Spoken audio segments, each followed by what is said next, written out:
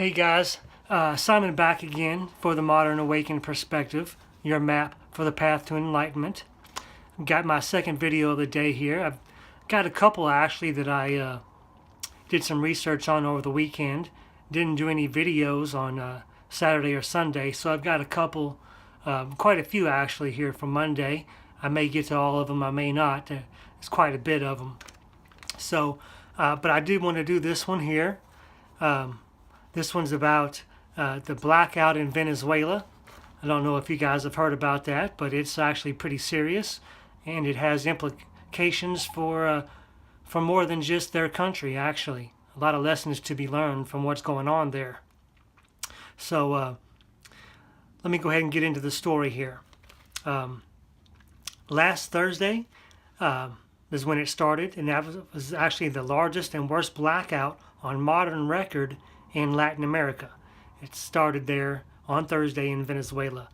And now there's hospitals and especially the neonatal units having severe issues, and in fact they've reported many dozens of deaths due to the lack of power, and they've had to set up generators and stuff like that to keep the ventilators going for some of the sickest there.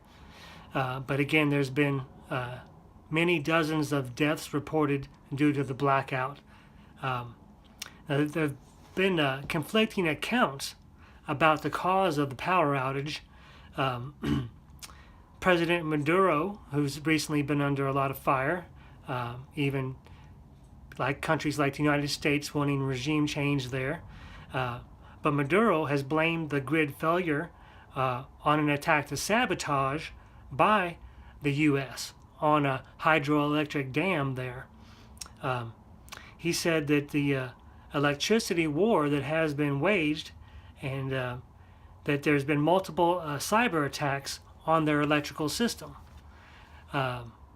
Seems pretty interesting to me. I'm not sure whether or not the U.S. is responsible, or what's actually happening there, if he's just blaming it on the United States. But regardless, the lives that have been lost are real. The damage that's been caused to the economy down there is real, and they don't need any more damage to their economy. It's been pretty bad down there. I've reported in the past that people are so desperate down there that they're breaking into the zoo and eating the animals in the zoo because they're so hungry. So that tells you how bad the economic situation is. Now, most major cities and towns remain in darkness and without the internet also. So this grid failure has caused problems at the hospital, like I mentioned.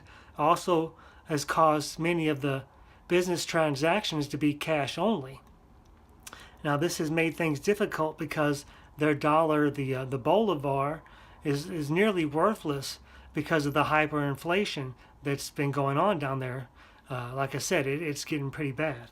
Now, people have had to walk miles to work because the subway is closed, and people's food has gone bad because of the refrigerators not having power. So as you can see, things are getting progressively worse the longer this goes on. And this is a stark example of how things can quickly go south in a situation where there's no power, no internet, etc. This kind of thing can happen here in the United States as well. So this is a reminder to everyone to be prepared.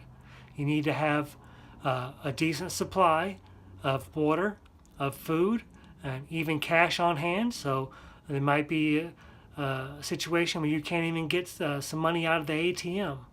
So just remember that this is an example of how bad things can be, and to get prepared while you can. The comment section is open. Guys, please feel free to leave a comment to tell me how you feel about how the situation's progressing down there. Also, if you like this sort of content, give me a thumbs up and subscribe, and helps people find this kind of stuff further down the road. Anyway, I'll see you guys on the next one.